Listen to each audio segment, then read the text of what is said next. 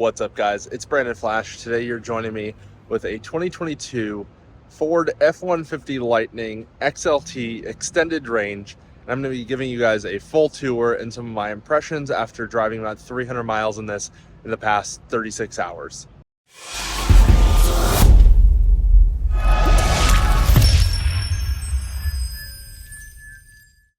So as I mentioned, this is a 2022 Ford F-150 Lightning XLT extended range battery. So this is the 131 kilowatt hour variant of the battery. This is a Turo rental, has about 27,000 miles on it. Overall, it's in pretty rough shape externally, cosmetically, but I've seen worse. It's a truck, so not the end of the world. I think we should start with the Mega Power Frunk. Yes, that is the official name of the front trunk of the F-150 Lightning, for those not familiar. And you'll very quickly see why. Look how big that is. So the whole grille comes up, the whole hood comes up, all is one. And then we have this absolutely massive space to put things. So you can put up to 400 pounds onto this cover.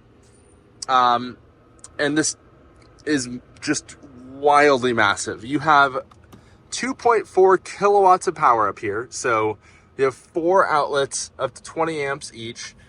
You have USB-C and you have USB-A. And what's cool is that there's actually a switch on this. So if you leave this open while you're driving, it will actually alert you inside the cabin, because if you're charging things on here, it will limit it to 400 watts while driving or while the hood is closed. So I think that's a pretty good safety feature. You don't want too much heat being generated up here. You have 4 hooks all around on the top. You have hooks down below, so you have this little net. So if you have smaller things, got your 12-volt battery back there, brake fluid, all that fun stuff all around. This also lifts up, so you have even more space, and you have a drain. So this can be used as a divider, so you can put it here, put stuff behind there, that way it doesn't slide around. You could also put it here if you want. You could put it here. A little clumsy to do one-handed. Or you could do it all the way up here. And it will close in all of those positions. So that's really awesome, I'd say. This is the benchmark in front trunks for trucks. You also can fit 2 sets of golf clubs up there, as Ford loves to call out. You've got some lights up above, so you can turn those on or off with this switch here. You also have a child release. Oh, there's actually 2 more hooks here. So many hooks to secure things. You have an external button, which is super handy. You have a front camera, so it makes parking easier, like how far I had to pull forward here to be able to charge on the Tesla supercharger. Coming over here, we have the charge port. You have J1772 and CCS, of course. This is the A to Z Typhoon Pro adapter. If you're waiting for your official adapter that you're getting for free, or you just want a better adapter, in my opinion, check out my video if you haven't already on adapters. This is the one to get. Discount code down below. You have a pretty big flap. This shows F-150. You have your trim level there. This one is an XLT. These have unpainted mirrors on the XLT. I believe that's a Lariat or XLT and below trim thing. You have your factory running boards, which are super handy, makes it nice and easy to get in and out. We'll go around to the back before we get into the cabin. So you basically have standard F-150 back here. You do have a little bit different lights. So this one being an XLT, you don't have the light bar across the back. This just has the standard lights. If you have a Lariat or above, I believe, you get the light bar across, which is pretty cool. This one has a spray in bed liner. You also have all the nifty truck stuff back here. So Ford really has figured this out over the years. You have a little phone holder or pen, nuts and bolts, whatever. Some other things. I guess you could have a cup there. All sorts of just like nice little things here. You have both metric and imperial measurement here. So you have a meter stick and you have 4 feet of inches. You also have the step. So this pops out. If I can remember how to use this. I don't know why this is not popping out. I guess I just wasn't pushing hard enough. So this pops out. that drops down. Maybe grab it instead of letting it drop violently like that. This pops out and then pivots up. And then you have a nice little step to get up into your pickup bed. So you can put your foot there, hand here to pull yourself up. So even if you're not as young and nimble as I am, you can still get up into your bed. You got lighting up here, you have a bed camera. And super cool about an F-150 Lightning is Pro Power on board. So here you have 30 amps of 240 volt power. You have 2.4 kilowatts of 120 and another 2.4 kilowatts of 120.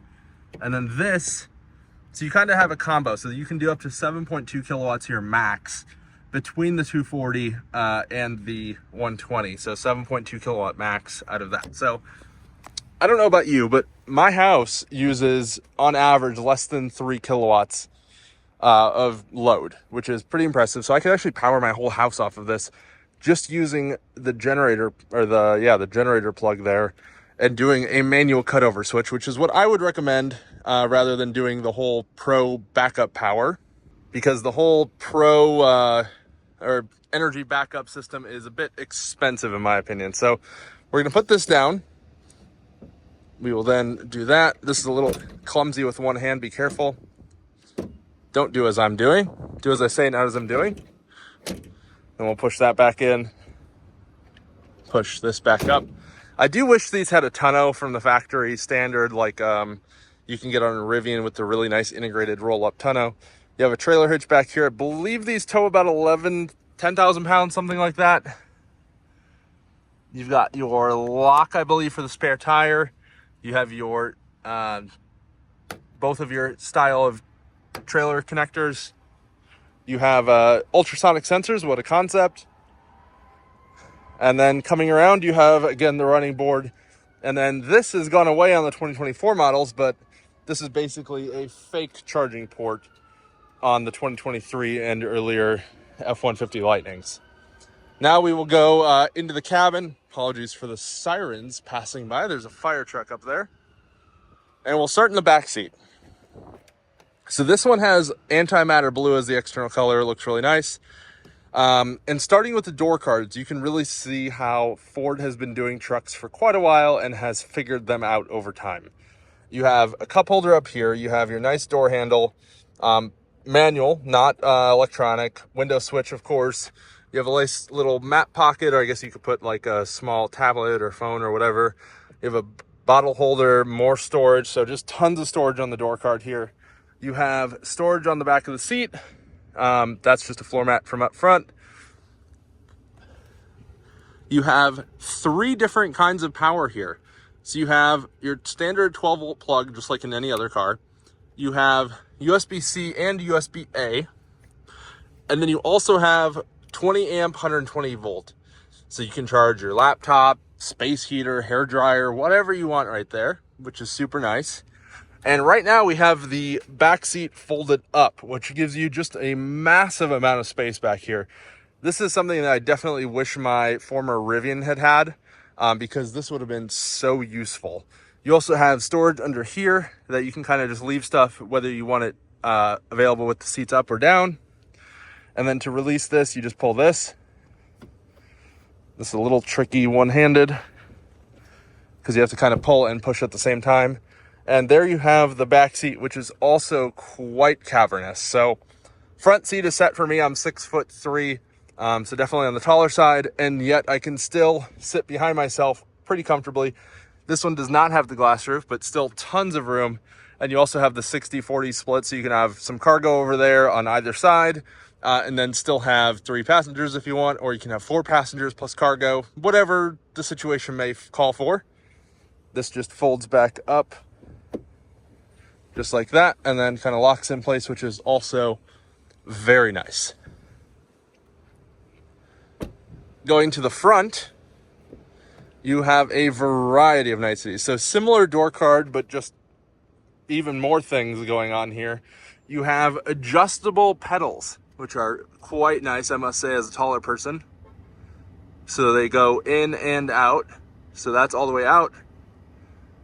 This is all the way in, or I guess reverse, I don't really know. whatever you want to say. You've got your light controls. You have your bed light here. You have your mirror lights. You have your zone lighting, tailgate, front trunk, and your parking brake. You can also adjust the brightness of your screens there. This one has the cloth interior. I'm not usually a huge fan of cloth interior because I don't like porous surfaces on seats because they're hard to clean, but these are pretty nice. Still not my favorite, but pretty comfortable, pretty nice. They seem to be durable. So I can't complain too much about the execution of the cloth. Whether I like cloth or not is a different story, of course. So we'll move some things here. This is definitely a little bit of a downside of this feature, but you can fold down the gear shifter just like that. Not the most confidence-inspiring thing, I will say. And then you can fold this out, and then you have a workbench. So I was editing a video here. You can put it here. Sometimes I'll just do it on my lap. I often, in my Model Y, will just put it on the center console, which works but isn't ideal, whereas this is literally built for it. I will say that I think it would be better if, instead of having this shifter in the console, they get to fold up and down if they had just moved to a console shifter like Chevy did on Ultium. So for the Silverado, Hummer, and many others, I think that would have made more sense and been a better use of space, but that's neither here nor there. Ford will do what they want. You have little coin holders, manual control. So here's your climate. Let's turn the fan down a bit for sake of noise. So all your climate controls, you have dual zone automatic, media controls, and this is the smaller screen. I believe this is probably around 12-inch if I had to guess, but works pretty darn well. You have an upper glove box up there, and then you have a lower glove box down there. Also, both are quite large, and you can see that I'm struggling to reach things a bit all the way over here, and I would consider myself to be pretty tall and lanky, so that just gives you a little bit of scale to how large this is. You have some space here, cup holders, space here. You have your rear cup holders that are accessible here. And then we'll open this whole thing. I haven't actually opened this before. And that is just massive. You also have a lock there if you'd like, so you can lock that. You've got some coin holders. You have this tray that pops out, and this is just massive. So let's just give some scale here. This is my 14-inch MacBook Pro. And my 14-inch MacBook Pro fits in here easily. And that is just wild to me. So you could really use that space well. You also have, I don't know if you guys can see it well, but you have USB-C and USB-A. So lots of options as far as power goes. Business card holder there as well. And so much space here. It is absolutely wild. Huge visors. These are not lit, which I think just might be a lower trim thing. You have a sunglass holder. You have your light controls here, so with the doors you can have it there. But overall, I'd say this is a very nice cabin. Obviously the higher trims are even nicer. So steering wheel controls, nice enough steering wheel, no complaints there. So now that I've given you guys a tour, I do have some additional notes just on the overall experience with the Lightning. These are in no particular order, just as I kind of thought of things. The charging is not great. I will say it's predictable, which is nice. So it has the 10-minute boost. It boosts up to about 450 amps and then drops down and then basically flatlines at about 120-ish kilowatts, depending on the state of charge. So predictable is nice. Not the fastest, impaired with not that great of efficiency, makes it not the best road tripper, but I think would still be pretty tolerable because it's very predictable. It gets about 2.5 miles per kilowatt hour, it seems, in my experience with mixed driving, but I've been leaving it on to drain the battery for charge testing, which definitely skews the results and makes it hard for me to have an accurate mixed driving kind of efficiency number, so hard to say. The steering is a bit lazy. That's just a truck thing. I've never been a huge truck guy, so not something I'm used to, just worth noting. There are a ton of menus, I will say. Not sure how I feel about that. There's a lot of things that are buried between app settings and features, and I think those should all just be combined. It's a little silly that some things are in settings and some things are in features. Like charging is in features, but I would consider that to be more of a setting, or it should be its own menu. So I'm not sure how they decided what things go in what subcategory, but I'm not the biggest fan of it. CarPlay is annoying. I know some people love CarPlay. I'm not the biggest fan, but I will say that the integration of CarPlay in this, in the F-150 Lightning, as well as the Mach-E, I should say, is really good. It's actually the best in the industry that I've seen. I believe Ford is still the only one that does Apple Maps route planning with CarPlay, so it actually gives you state of charge. It will add in charge stops based on efficiency and everything, so that works really well.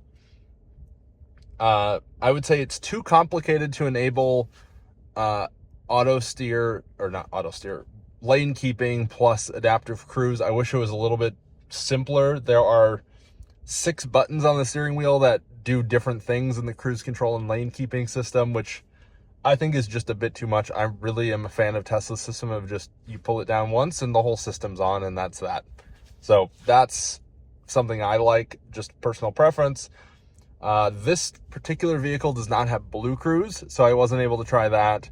But the lane keeping and adaptive cruise is actually impressively good, I will say. I have no real complaints about it. I will say it's a bit naggy. There's no driver monitoring that I'm aware of in this car other than steering wheel monitoring, so it is nagging constantly if both hands are not on the wheel and easily detectable. I will often drive with one hand on the wheel, especially on the interstate with lane keeping on. That is kind of the purpose there. So it doesn't seem to do that well. It doesn't show the charging speed on the screen, which drives me absolutely crazy. You guys here, so we're at 99%. I'm charging into Tesla Supercharger as I film this. And we have no way of seeing how fast we're charging on the screen. There's no kilowatt number at all. And that is just absolutely wild to me.